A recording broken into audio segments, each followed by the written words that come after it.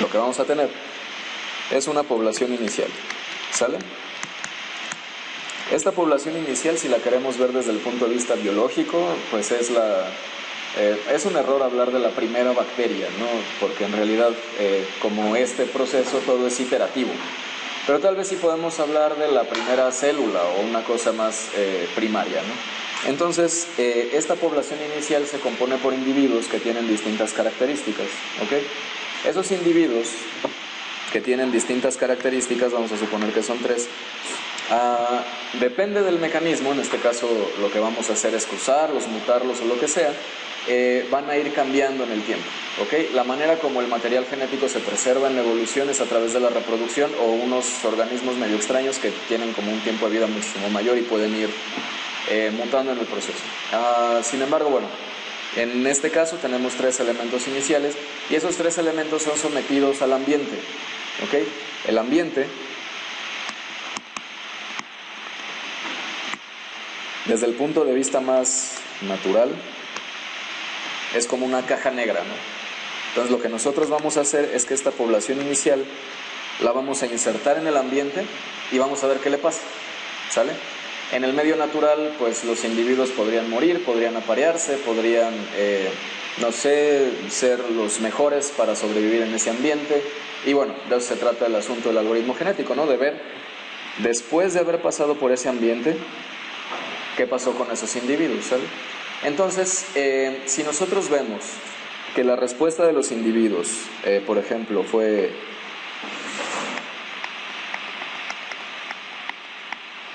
así, que el ambiente los eliminó, que el ambiente no sé qué, pues esa especie dejó de existir y ni modo, ¿no? Así es como funciona. Sin embargo, podemos ver que posiblemente esos 3 individuos tuvieron pues diferentes desempeños en el ambiente, ¿no? Dijeron, mira, este sí funcionó, este no funcionó y este funcionó a la mitad, ¿no? ¿Ok? Entonces, sabemos también, si ya lo extrapolamos a una situación bastante más compleja donde la reproducción existe, que cada individuo va a tener mejores oportunidades de pasar su material genético, primero si sobrevivió, entonces pues definitivamente no la hizo, ¿no? Como vivió más, como tiró rostro de manera adecuada durante su evaluación en el ambiente porque no tenía más de qué preocuparse, tal vez logró reproducirse y bueno, lo que entonces vamos a hacer es de esa evaluación inicial saber, ¿ya resolví el problema o no resolví el problema? Vamos a suponer, para que esto tenga sentido, que esto lo resolvió así, ¿no? Entonces fue un poquito peor, pero sobrevivió, o sea, digamos que ya tenemos una base para decir que todo estuvo bien. De esto lo que vamos a hacer entonces es, como no hemos resuelto el problema, no hemos encontrado un organismo que viva bien en este ambiente, lo que tenemos que hacer es dejar que la evolución siga su curso hasta encontrar a ese organismo. Este organismo, si nos basamos todavía en este principio evolutivo, va a provenir pues de los mismos padres. Entonces, una vez que yo me di cuenta de que no resolví el problema por completo, ¿sale? Todo esto es diferente a palomita. Lo que yo tengo que hacer es dejar que el material genético de los padres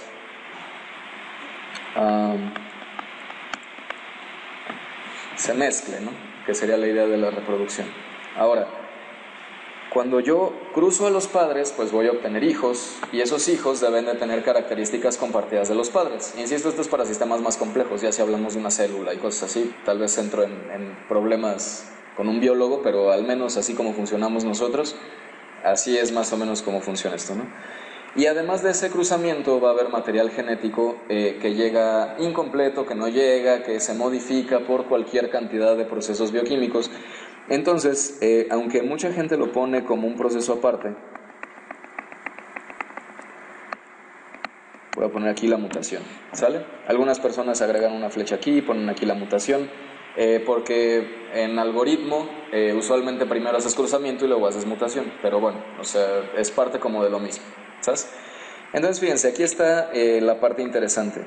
Si ustedes con los individuos resolvían el problema hasta una cuarta parte o hasta un 0.5 de efectividad, pues esperamos que al combinar las características tal vez mejore, pero definitivamente no vamos a resolver el problema por completo, ¿sabes? a menos que las características de esos dos padres que yo pretendo cruzar se complementen adecuadamente y resuelvan el problema, pero eso difícilmente va a suceder, ¿ok? Suponiendo que el problema es más complejo que lo que pudieron ofrecer estos.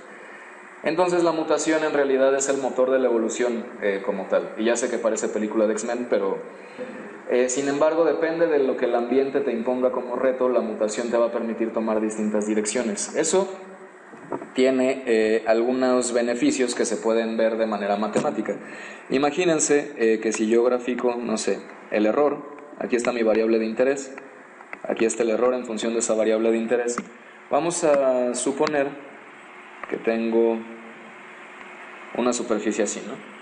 Y mi espacio solución, bueno, aquí lo dibujé mal, pero supongamos que mi espacio solución es de aquí a aquí. Esto no existe, ¿sabes?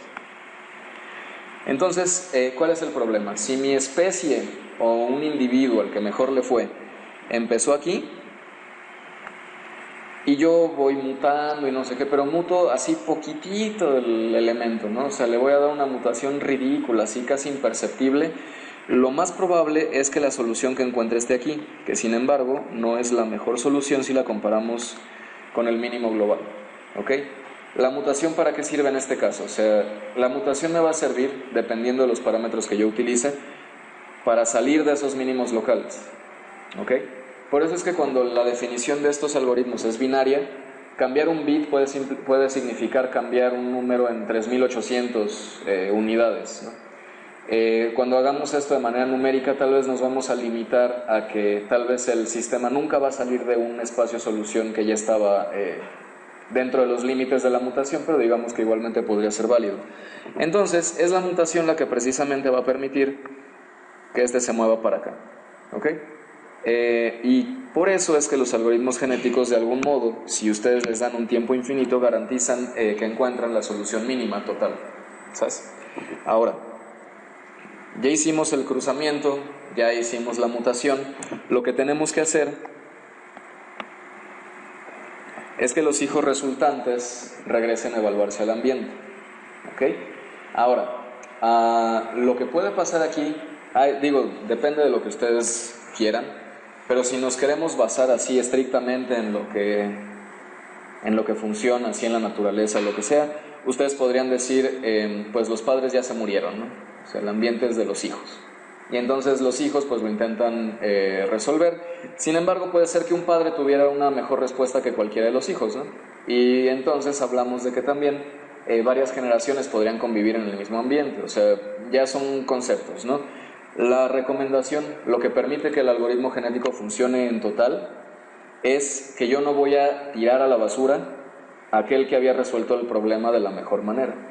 Y tal vez por eso cuando uno habla de generaciones y ya pasaron 15 generaciones, uno dice, bueno, pues en escala humana eso es imposible, ¿no? Que un valor se hubiera mantenido 15 generaciones. Pero podemos pensar tal vez que salió una copia exacta del padre, ¿no? Si lo quieren ver así, tratando de justificar un poco el asunto conceptual. Una vez que yo puse los hijos junto con los padres o como sea en el ambiente, pues otra vez yo voy a hacer esta misma evaluación, ¿ok? Y hasta que yo no encuentre esto que sea, no sé, por ejemplo, si estás bien en, no sé, 1.01, o sea, quiere decir ya casi resolviste el error y eso es suficiente para mí, o después de, no sé, 500 generaciones, porque pues bueno, ya te tardaste mucho en encontrarlo, pues el algoritmo se va a detener, ¿sabes? Entonces, de esta explicación básica lo interesante es esto. Si ustedes, ya lo vamos a poner en términos de programación, pues este es un while, esta es una definición de parámetros iniciales y el resultado pues se encuentra bajo dos criterios, ¿no? Que van en el while y así de fácil, ¿sabes? Lo que puede que quede como incógnita es lo que sucede aquí y lo que sucede acá, ¿ok? Y bueno, tal vez también quede como incógnita, pero es un poco más obvio, ¿no? El ambiente es precisamente la evaluación. ¿Con esto qué quiero decir? Cada una de las posibles soluciones, que son los cromosomas de los padres, se van a evaluar en el problema y vamos a calcular directamente qué error presentan, ¿ok?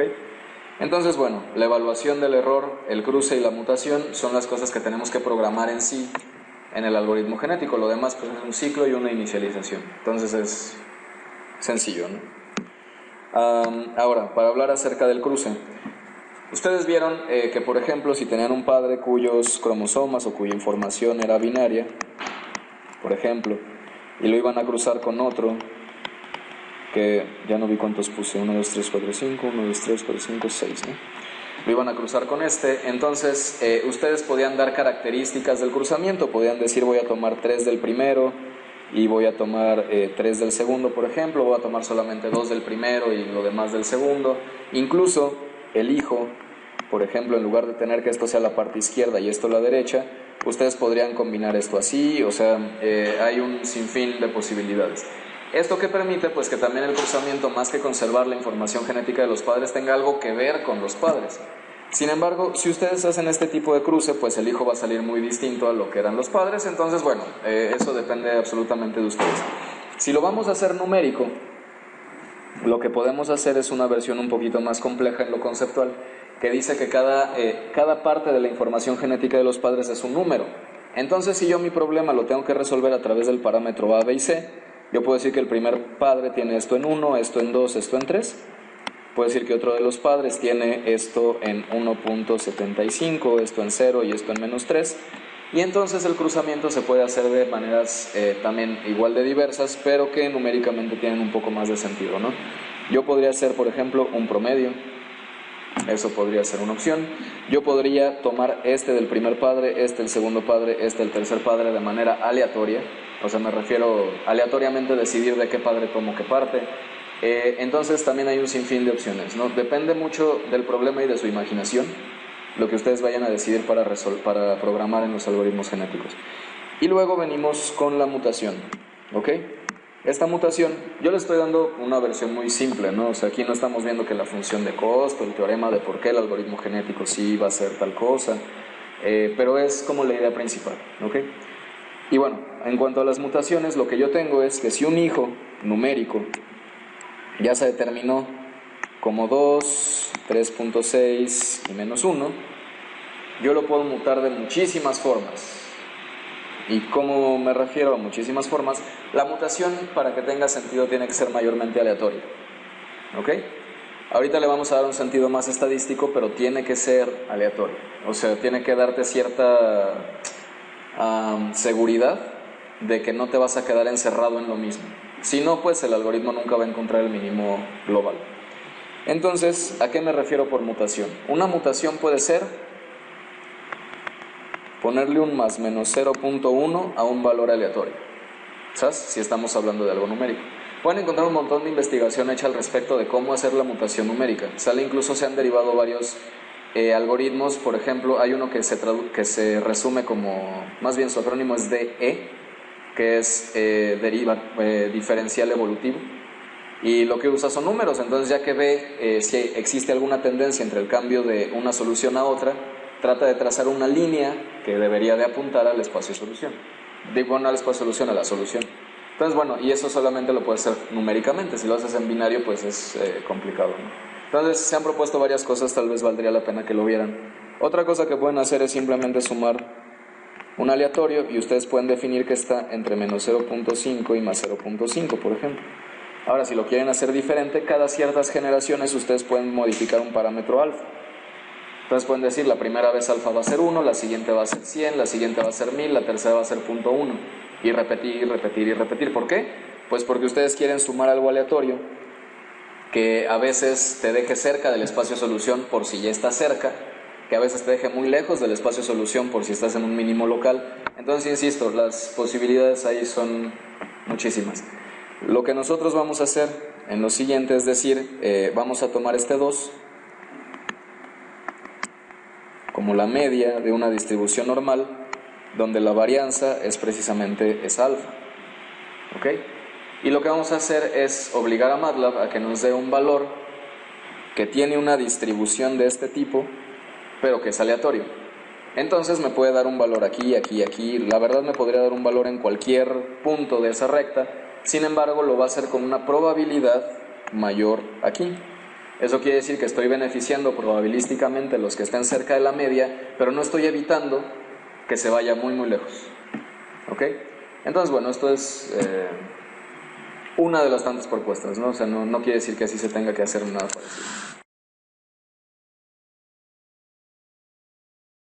Entonces, bueno, hay cosas que tienen que ver con el algoritmo genético y hay cosas que tienen que ver con MATLAB. Digo, evidentemente, no va a ser lo mismo programarlo en cualquier lenguaje de programación, pero digamos que se podría hacer de todos modos. Insisto que el objetivo de que lo hagan en MATLAB y que no usen un editor o algo así, en principio es que el editor les va a pedir una función de costo, la mayor parte de las veces. El editor les va a pedir un tipo de cruzamiento, un tipo de mutación. Y si ustedes saben y entienden cómo programarlo, pues pueden hacer prácticamente lo que quieran, que les funcione mejor para resolver su conflicto, ¿no? Si ustedes, por ejemplo, dicen, mira, no me interesan las soluciones que están después de esta línea, ¿cómo ponen eso en una función de costo? Continua, derivable, o sea, es bastante más complicado. Si ustedes lo están haciendo aquí, pueden decir, mira, si la solución está ahí, el error es igual a infinito. Entonces, ¿qué hacen? Pues matan completamente la posible solución, ¿no? La desacreditan totalmente. Eso lo pueden hacer si ustedes programan su propio código. Por otro lado, MATLAB se parece a C, tiene funciones ya embebidas, lo que quieran, pero digamos que todavía hay ifs, todavía hay whiles, hay condiciones que se entienden de manera rápida, y si ustedes quisieran pasar esto, no sé, a C, a Python o algo así más rudimentario, pues también se puede hacer para un sistema embebido. Ahora, vamos a ver qué es lo que pasa, ¿no? Traté de poner comentarios como para que quedará claro, pero bueno, por si no. Lo que vamos a hacer es identificar un sistema, ¿ok? ¿Esto qué quiere decir? Yo tengo un sistema, una planta, que la puedo modelar a través de un modelo en Laplace, una función de transferencia, y yo lo que tengo son datos, ¿ok? Entonces, esos datos que tengo, pues me dan una curva de reacción para una entrada de escalón unitario, y lo que voy a hacer con un algoritmo genético es ir variando los parámetros de un sistema ideal de segundo orden para que mejor se ajusten a los datos que yo capture, ¿ok? Obviamente no capturé datos, sino que los simulé con el mismo MATLAB, entonces bueno, pues ahí vamos a tener la primera diferencia. Y también la otra cosa es que yo ya sé que espero obtener un sistema de segundo orden, ¿ok? Entonces bueno, son cosas que tal vez no sucedan todas las veces que ustedes usen esto. Ahora, en cuanto a MATLAB, pues ya saben, ¿no? Borrar todo, cerrar todo, limpiar la consola, digo esto es solamente por orden. Definir la variable S para que pueda armar mis funciones de transferencia. Poner el tiempo en el que voy a evaluar esa función de transferencia, esto dependería obviamente de los datos que capturé. Y luego aquí tengo, bueno, vectores, ¿no? Donde esos vectores pues los voy a usar para ir guardando cosas, no hay una razón en específico, ¿no? Ahora también, como aquí yo agregué también que no solamente va a tratar de aproximar al error en el tiempo, sino que también lo va a hacer en la frecuencia. También tengo aquí los parámetros espectrales que estoy evaluando, ¿sale? Entonces, bueno, aquí, bueno, se grafica, no sé qué, eso da prácticamente lo mismo. Y ahora lo que hacemos aquí, si se fijan, es simular un sistema real ante una entrada de escalón. Eso, bueno, aquí voy a poner las características que quiero encontrar. Para este sistema de segundo orden tengo una ganancia de 1, tengo un omega natural de 40 y una psi, que es el factor de amortiguamiento de 0.3. Eso quiere decir, va a oscilar. Y bueno, aquí tengo la construcción de la función de transferencia, eso es básico. Luego aquí voy a usar la función de simulación lineal para ese sistema, en el espacio de ese tiempo y lo que sea. Y si se fijan, voy a agregar random noise, ¿ok? Sin embargo aquí, para la primera prueba yo lo puse en 0, ¿ok? Entonces no le voy a agregar random noise ahorita, pero podría agregárselo si quisiera, ¿no? Y luego también voy a calcular la magnitud de Bode, o sea, en un diagrama de Bode me voy a quedar con la magnitud, para también evaluar el error en tiempo y el error en frecuencia en función de su magnitud, ¿ok? Y listo. Ya que tengo eso, bueno, solamente voy a guardar los datos que me interesen, lo que sea, ¿no? O sea, simplemente aquí lo que estoy haciendo es guardar para la frecuencia. Entonces, bueno, aquí vuelvo a graficar, tengo, no sé, cosas, ¿no? Y aquí es donde empieza el algoritmo genético. Si se fijan, pues aquí la programación es más o menos general. Aquí lo que se intenta es que los padres puedan tener cualquier cantidad de parámetros y todo, pero si lo que voy a aproximar es una función de segundo orden, pues me queda claro que necesito 3 parámetros, ¿no? Entonces aquí lo que se definen son 3 parámetros, cuántos padres quiero, aquí nada más los distribuyo, aquí hago una matriz de hijos, por ejemplo, y aquí hago lo que les explicaba de la varianza. La primera vez que corra la mutación va a aplicar una varianza de 0.1, luego de 1, luego de 10 y luego de 100. ¿Ok? De ese modo estoy tratando de encontrar los mínimos globales. Y pongo un contador que ahorita vemos también para qué es, ¿no? Defino el error como infinito y el límite del error como 0.2. Esto quiere decir ese es el error que quiero.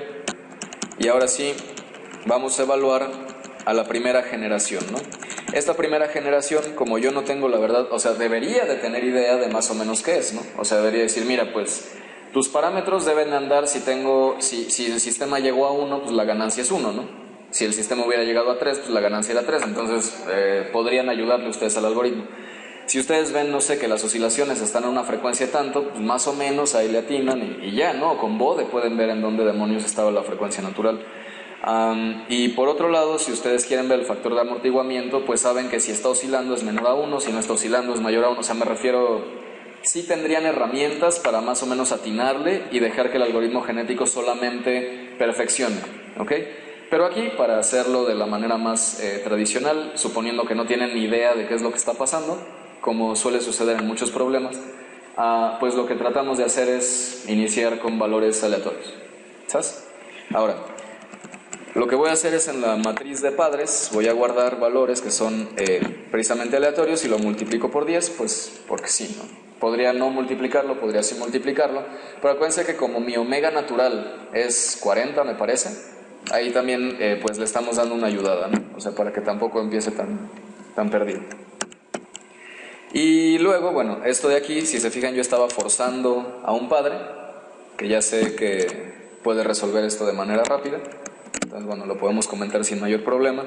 Y esto de aquí es para evaluar qué tan probable es que el resultante pueda reproducirse o no. Entonces, inicialmente todos tienen la misma probabilidad de reproducirse, ¿sabes?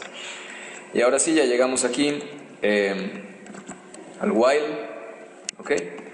Entonces aquí dice, mientras el error sea mayor a 0.2, que fue lo que especificamos, y la cuenta de generaciones sea menor a la cuenta límite que se especificó, que aquí, bueno, creo que es demasiado, pero podríamos dejarlo, por ejemplo, en 200. Entonces, eso va a detener el ciclo. Y ahora, vamos a ver toda esta parte. Vamos a hacer el cruzamiento, ¿ok? Entonces, de manera inicial, defino que el padre 1 va a ser el primero de la matriz, que el padre 2 va a ser el segundo de la matriz, y lo que hago aquí es precisamente mezclar a todos los padres. Si se fijan, lo que tengo aquí es para todos los padres, lo que voy a ir haciendo es seleccionar, fíjense. Entonces, lo que tengo es la probabilidad de que se reproduzca el padre 1 más la probabilidad de que se reproduzca el padre 2. Si es 1 y 1, pues va a ser 2, ¿no? Y luego aquí tengo específicamente la del padre 1, que va a ser esa del padre 1 dividido entre el total. Esto quiere decir lo estoy poniendo proporcional, ¿sale? De manera que la suma total de los pesos sea siempre unitaria, ¿ok? Entonces ya tengo aquí la fuerza, por decirlo de algún modo, del padre 1 y la fuerza del padre 2. Y luego aquí voy a hacer un primer hijo que va a venir del padre 1 multiplicado por la fuerza del padre 1 y el padre 2 por la fuerza del padre 2. Entonces, si se fijan, el cruzamiento que yo decidí utilizar fue el de una suma ponderada, ¿sale? Que depende de qué tan probable se estima que se pueda hacer el cruzamiento, ¿ok? Y bueno, luego aquí simplemente se aumenta un contador y ese contador es lo que se evalúa acá arriba. Entonces, esto es solamente para que se vayan generando todos los hijos. O sea, lo que está arriba y abajo no es el cruzamiento en sí, es una herramienta para permitir que todo esto vaya iterando, ¿ok? Y luego aquí, lo que me gusta, por ejemplo, de usar esa mutación normal es que se puede hacer en una línea, porque MATLAB tiene una función que se llama normRand, que ya me había hecho quedar mal antes, pero ahora sí ya todo funciona.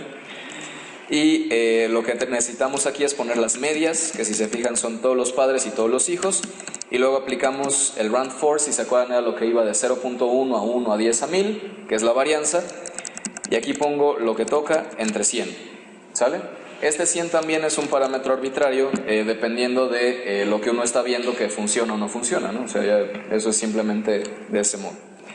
Ahora, para mezclar a todas las posibilidades, tengo a los padres, a los hijos y a los mutantes, ¿sabes? Esa es toda mi población, y lo que sigue pues es evaluar en el ambiente. En este ambiente lo que nosotros vamos a hacer, pues es precisamente, fíjense, obviamente es para todos, ¿ok? Y lo que voy a hacer es construir esa función que vendría de la solución. Como todos mis individuos están en la matriz all, lo que yo estoy haciendo es seleccionando para la fila I, el primer elemento es el que corresponde a mi ganancia, ¿ok? El segundo elemento es el que corresponde a la frecuencia natural y el tercer elemento es el que corresponde al factor de amortiguamiento. Ahora, lo que hago es que con esos parámetros construyo una función de transferencia, ¿sale? Y lo que hago es que hago una evaluación en el tiempo con la misma función LSIM y hago una evaluación en frecuencia con la misma función de arriba BOD, ¿ok? Y ahora lo que hago pues es precisamente calcular el error en el tiempo, que es los resultados que yo ya tenía menos lo que obtuve al cuadrado, la diferencia de ellos al cuadrado, la suma y la raíz cuadrada. Este es un error cuadrático medio vil y vulgar. Y para calcular el error en la frecuencia es prácticamente lo mismo. Ahora, si se fijan, el error total yo lo estoy tomando como el promedio entre los dos. Si ustedes tuvieran errores tanto positivos como negativos, eso implicaría un error, pero como el error cuadrático medio siempre es positivo, pues sí puedo decir que me voy acercando hacia la solución mientras voy bajando. En cualquier instante en que ustedes tengan un error que puede ser negativo, ya nada de esto funciona, ¿sabes? Si ustedes quisieran darle más importancia al error en el tiempo, podrían hacer algo como esto. Esperen. ¿Sale? De esa manera el error se iba a ponderar muchísimo más y íbamos a encontrar mejores soluciones mientras más se redujera el error en el tiempo. Si hiciéramos eso para la frecuencia, pues sería lo mismo, pero con la frecuencia. Entonces, aquí es donde entra la parte que les digo que también es heurística, ¿no? Ustedes pueden tener la sintonización de un PID bajo el mismo esquema y decir, pues mira, el tiempo de establecimiento es lo que más me interesa, pero tampoco quiero un sobreimpulso que se pase de esto, ¿no? Entonces, tal vez, después de toda la sintonización te digan, mira, pues sí me acerqué mucho al tiempo de establecimiento, pero no pude respetar también tu criterio de sobrepaso, ¿no? Y ustedes dicen, bueno, está bien, ¿no? Si relajo tal vez el amortiguador, bueno, entonces ya, o sea, ya ustedes podrían evaluarlo, ¿no? Pero eso depende de los objetivos que tengan. Tal vez dicen, no quiero amortiguamiento, ¿ok? No lo quiero, pero ni ver, ¿no? Entonces pueden ponerle ahí 50 por el error, ¿no? Debido a la oscilación y, bueno, hacer las demás pruebas. Fíjense que lo más importante, y por eso le pongo tanto tiempo a esto, es que tienen que calcular el error de una manera coherente, ¿ok? Si se fijan, lo que yo obtenga en la salida del tiempo, las magnitudes de esos errores van a depender de la ganancia inicial, porque si mi función llegaba hasta 200 y yo inicialmente pues podría tener errores de, no sé, 50, 90, ¿no? Y en la frecuencia, como nada más me va a decir qué parte de la señal tiene esas componentes, tal vez yo no alcance errores mayores del punto 5, del punto 3, ¿ok? Entonces es fundamental que si ustedes van a incorporar diferentes errores, los ponderen de manera coherente. No sé si ya queda claro con eso. O sea, a final de cuentas, tienen que medirlos bien y ponderarlos bien. Esa es la idea, ¿no?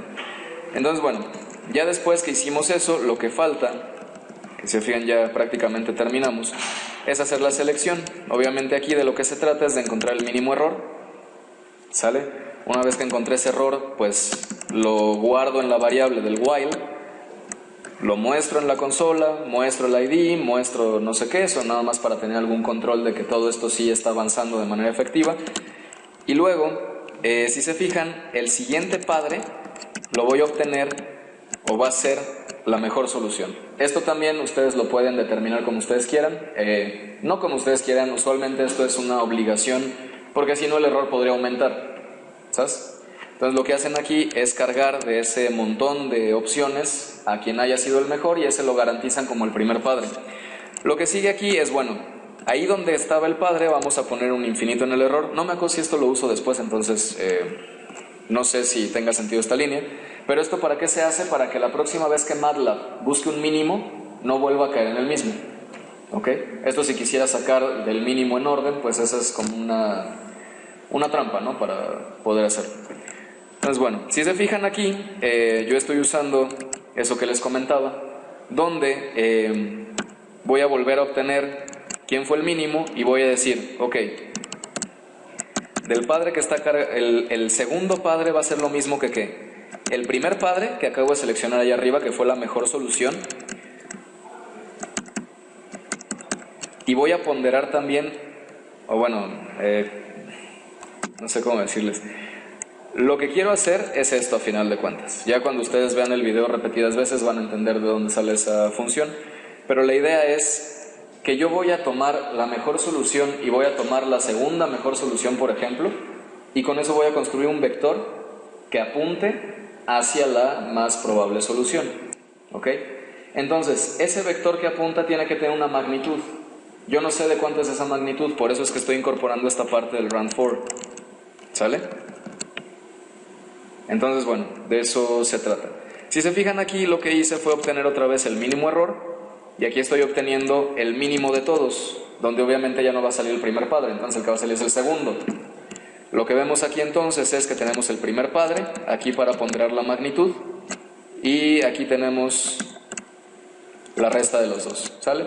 Esta resta me da el vector, esto pondera el vector, y esto coloca el vector en la posición original donde estaba el padre 1. ¿Sale? Y entonces, bueno, volvemos a evaluar ahora el máximo del error, por ejemplo, y lo ponemos como tercer padre. Como ya se les comentaba, es a veces útil poner alguna cosa que no resuelva para el error, porque puede darnos mejores opciones de cruzamiento, mejores opciones de mutación. Y bueno, el cuarto, si se fijan, lo único que hace es agregar un nuevo padre que venga de alguna situación aleatoria. ¿Sabes? Para hacerlo chistoso, bueno, no chistoso pues, pero para tener sentido, pues es el mejor. Luego es hacia dónde apuntan las nuevas generaciones, el peor, y pues uno que ni siquiera estaba ahí en la evaluación, ¿no? Entonces, digamos que puede tener sentido conceptual, lo que ustedes quieran, y bueno, ya terminamos, ¿no? Lo que sigue es nada más graficar para ver cómo es que la solución se está ejerciendo y lo que sea, ¿sale? Si yo corro esto, bajo la mejor opinión de MATLAB, voy a ver que pues las primeras generaciones están lejos de resolver el problema. Sin embargo, la idea es que yo me vaya acercando tanto en tiempo como en frecuencia a esa solución, precisamente. Si se fijan ahí, a partir de cierto momento, como que hay una mutación determinante que luego ya permite que el sistema vaya convergiendo poco a poco. Pero casi siempre en algoritmos genéticos vamos a encontrar ese efecto que tenemos muy al principio, hasta antes de la generación 25, que vamos a tener brincos muy grandes, ¿sale? Porque en algún momento se encontró una solución que mejoraba muchísimo lo que se tenía previamente. Insisto, si ustedes ponen valores iniciales que tengan más coherencia, pues muy posiblemente van a encontrar la solución más rápido.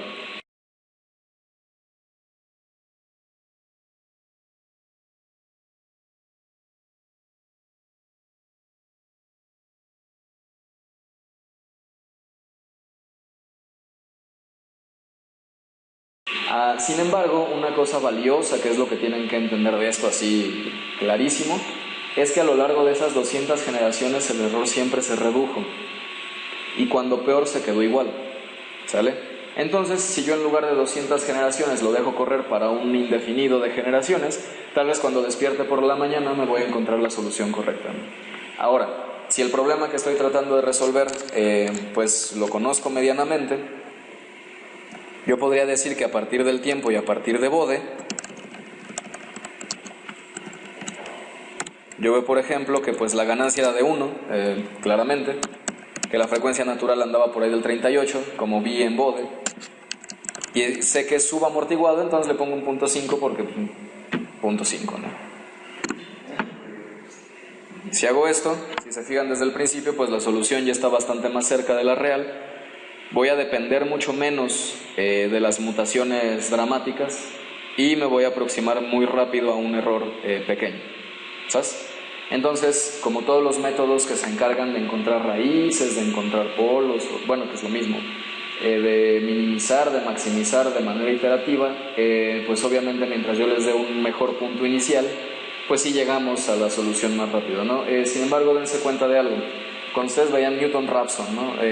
Si ustedes ponían un valor inicial que estuviera más cerca de un mínimo local, no había manera de sacar a Newton-Raphson de ahí, ¿no? En este caso, pues sí tenemos manera de sacar el algoritmo genético.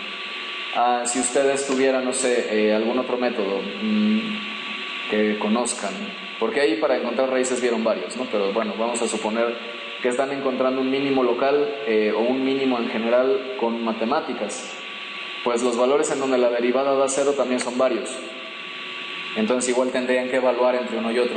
Aquí no hay ni matemáticas y sí hay varios, pero pues ya, o sea, nos da como lo mismo, ¿ok? A final de cuentas vean que pues el algoritmo lo está intentando, está evaluando una y otra vez, el error lleva siendo el mismo por ahí de la generación 30, y si ustedes vieran la consola, tal vez veríamos si el error está mejorando o ya no. El error es esta cosa que tenemos aquí, ¿no? Entonces si se fijan ahí mejoró un poco, estamos en punto 3057, ahorita bajó otra vez.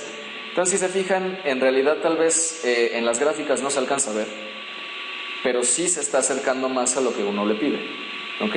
Además acuérdense que como aquí estamos tomando la dirección en la que debería de encontrarse la solución, muy posiblemente también nos estamos dirigiendo, aunque muy poco a poco, hacia la solución más probable, ¿sale? Si se fijan ahí ya terminó de hacer las iteraciones porque llegó a las generaciones y lo que nos dice es que los parámetros que tenía era .99, 37.8 y .2. Si nosotros regresamos a ver el sistema original, lo que teníamos es, no lo veo, aquí, 1, que con .99 está bien, 37.8 tengo 2 radianes sobre segundo de diferencia y del .3 tengo .28 me parece. Entonces pues sí, el error se minimizó bastante y lo que yo podría decir es, ya encontré una mejor solución en 200 generaciones, esa mejor solución que encontré puede ser el padre, ¿no?, para continuar esto. O ponerlo a 10.000 iteraciones o lo que sea. En el video que está en Blackboard les ponía un ejemplo de 5.000 generaciones. En las 5.000 generaciones el fit es prácticamente exacto. ¿Sabes? Es simplemente dejarlo ser, ¿ok?